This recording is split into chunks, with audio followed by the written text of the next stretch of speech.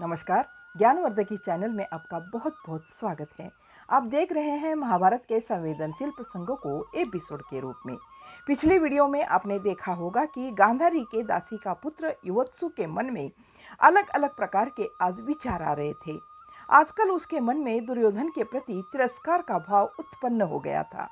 वह आज भीष्म पितामह को मिलना चाह रहे थे, परंतु वहां जाने पर सोमरथ से पता चला कि वे तो कृष्ण द्वैपायन से मिलने गए हैं। युवत्सु ने सोमरथ से पूछा कि अभी जो घोषणा हुई है उसके बारे में तुम्हारे क्या विचार है। सोमरथ कहता है मतलब। युवत्सु उसको बताता है कि तुम्हारे पिता पांडु महाराज थे, तुम चाहो तो अपने भाइयों से मतलब पांडवों से जाकर मिल सकते हो। यह सुनते ही सोमरथ असमंजस में पड़ गया। सोमरथ भी दासी पुत्र था, उसका पिता पांडु था। वह हक्के बक्के होकर पूछा, तुम क्या कह रहे हो। युवत्सु ने कहा, भाई भाई के प्रेम की बात कह रहा हूँ। सोमरथ कहता है, देखो भाई, मजाक मत उड़ाओ, यह कैसे संभव है।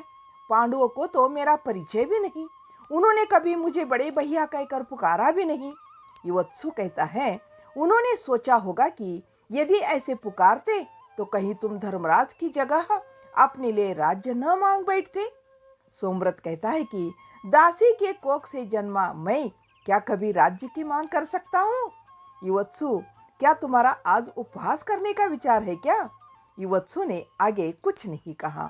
उसने अपने आप से पूछा, मैंने ये प्रश्न क्यों किया। उसे कोई उत्तर नहीं सूझा। वह घोड़े पर चढ़ गया और मन में यह निश्चय कर पाया कि किस ओर जाना चाहिए। व्यर्थ में ही घोड़ा भी थक गया है और वह भी थक रहा था। यह सोचकर डेरे में जाकर सोने का उसने विचार किया और उस ओर मुड़ गया। घोड़ा भागने पर 18-20 घड़ी का उतना रास्ता था। चुपचाप घोड़े से उतरकर डेरे के भीतर जाकर वह लेट गया।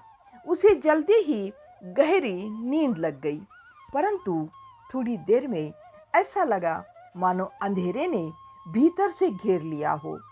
उसकी अचानक नींद खुल गई। अनायास वह उठ बैठा। उसे विदुर चाचा से मिलने की तीव्र इच्छा हुई। मुख पर नींद में आ गए पसीने को पोंछकर वह चल पड़ा। वह कहाँ जा रहा है यह उसने किसी को नहीं बताया। सैनिकों, हाथी, घोड़े और वाहनों के पड़ाव वाले रास्ते से वह नहीं गया। सारे रास्ते भर रसद की गाड़ियां, सामान ढोकर लाने वाले हाथियों का झुंड आना जाना जारी था। वह घोड़े को दाईं ओर मोड़कर जरा चक्कर लेकर लंबे रास्ते से चल पड़ा। सेना के शोर शराबे से दूर होने पर धूल जरा कम होने लगी थी। आकाश साफ दिखने लगा था। हरियाली के वातावरण में आने के बाद मन को तनिक शांति मिली थी। उसने सोचा कि घोषणा तो उन्होंने की है, जिस पक्ष में जाने की इच्छा है वो जा सकते हैं। अब दुर्योधन की ओर से युद्ध नहीं करना चाहिए। अब जा ही रहा हूं तो वापस क्यों जाऊं। यह बात धीरे धीरे उसके मन में स्पष्ट हो रही थी। युवत्सु आगे सोचने लगा कि मैं पांडवों के पास जाने पर वह आलिंगन करके मुझे स्वीकार करेंगे, इसमें कोई संदेह नहीं। एक गांव पार करने के बाद रास्ता ठीक से समझ में आने के बाद उसे लगा कि पत्नी के पेट से ही जन्म लेने पर प्रेम क्यों अधिक होता है। आंखों पर पट्टी बांध लेने के कारण पत्नी के स्थान पर सारी सेवा तो मेरी माँ ही कर रही थी ना। यही सोचते हुए वह घोड़े को खूब तेज दौड़ा रहा था। घोड़ा भी हवा में तैरता सा चला जा रहा था। युवत्सु आगे सोचने लगा कि पिताजी की जीभ की नोक पर पत्नी से पैदा हुए 14 बच्चों के ही नाम थे। वह भी क्रम से दुर्योधन, दुशासन, दुस्सह, दुश्शल, दुर्धर्ष, दुष्टघर्षण, दुर्बधशन, दुर्मुख, दुष्कर्ण, दुर्मद, दुर्विग, दुर्विचोन, दुष्टराज्य, दुराधर और दुश्शला अंतिम थी। पुत्री होने के कारण उसमें अधिक प्यार था, परंतु पैदा करने वालों को दासी के पेट से पैदा होने वाले अपने बच्चे का नाम याद रहे, इतना प्यार तो होना ही चाहिए ना। मेरा जलासंध, सम, सह, विंद और अनिविंद, केवल इतने लोगों के नाम ही तो उन्हें याद थे, वह भी प्रियदासी और गांधारी की सखी के बच्चे होने के कारण। दूसरे बच्चों के नाम तक पता नहीं थे उनको, तो ध्यान तक नहीं था उनका। उन बच्चों को राजभवन में जब चाहे जाकर पिता से मिलने का अधिकार भी नहीं था और इच्छा भी नहीं थी। युवत्सु को यह सब विचित्र सा लगा। मन में फिर से तिरस्कार भाव जागृत हो गया। युवत्सु फिर सोचने लगा कि आजकल सहोदर, युवत्सु, भैया कैसे प्यारी बातें कर रहा था दुर्योधन। पिताजी तो आज भी वहां जाने पर मुझे अकेले को ही गले से लगाते हैं, पर माथा नहीं सूंघते। यह सोचते समय उसे ध्यान में आने लगा कि यह विचित्र है। उसे भी सारे दासी पुत्र और पुत्रियों के कहाँ नाम याद है। इतना रास्ता तय करके हस्तिनापुर पहुंचने तक युवत्सु को पूरा अंधेरा हो गया था।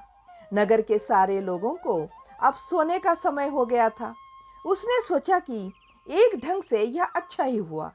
उसने पहले ही रास्ते में निश्चय कर लिया था कि उसे अपने घर नहीं जाना है, सीधे विदुर चाचा के घर ही जाना है। नगर के समीप पहुंचते ही दाईं ओर से घूमकर नदी के किनारे पहुंचा।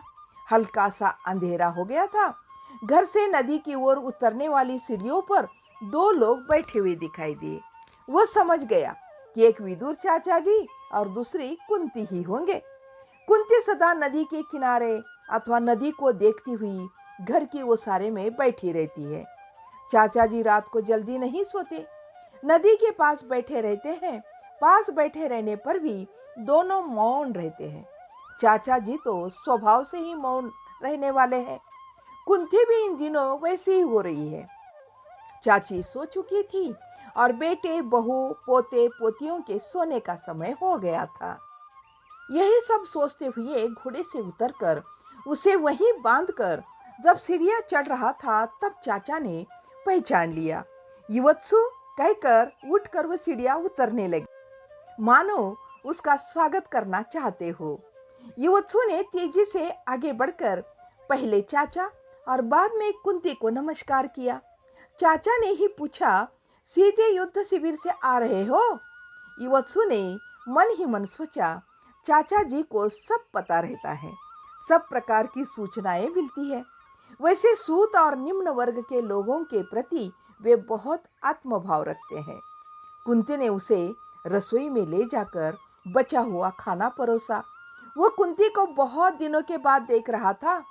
जब कभी चाचा जी के घर आता था तभी वो कुंती से मिलता था, पर अब खाना परोसते समय उसका ध्यान गया कुंती की हथेलियों की तरफ। वह सोचने लगा, इस बुढ़ापे में भी गदा पकड़ने योग्य बड़ी बड़ी हथेलियां, 2 बार हाथ परोस दे तो पेट गले तक भर जाए। कुंती ने युवत्सु को युद्ध के बारे में कुछ नहीं पूछा। चाचा जी ने स्वयं जाकर युवत्सु के घोड़े को पानी पिलाया और घास और दाने की व्यवस्था की। उसके बाद धीरे से चाचा जी ने पूछा, क्या बात है, एकदम से चले आए इस रास्ते से? युवत्सु ने कहा, दुर्योधन ने घोषणा की है कि जिसको जिस पक्ष में जाना है वो जा सकता है। वह घोषणा सुनने के बाद मेरा मन विचलित हो गया है। आपसे मिलकर समाधान पाने की इच्छा से चला आया हूँ। रास्ते में निश्चय किया कि मैं पांडवों के पक्ष में जा मिलूंगा। विदुर ने तुरंत कुछ नहीं कहा। युवत्सु जानता था कि एकदम बोल पड़ना उनका स्वभाव नहीं था। उसने कुंती के मुख की ओर देखा। कुंती ने पूछा, क्या अकेले ही मिलोगे? युवत्सु ने सिर्फ गर्दन हिलाई। अब इस कहानी को करते हैं यहीं पर समाप्त। इस कहानी का अगला भाग अगले वीडियो में जरूर सुनिएगा। तब तक के लिए जय हिंद, जय भारत।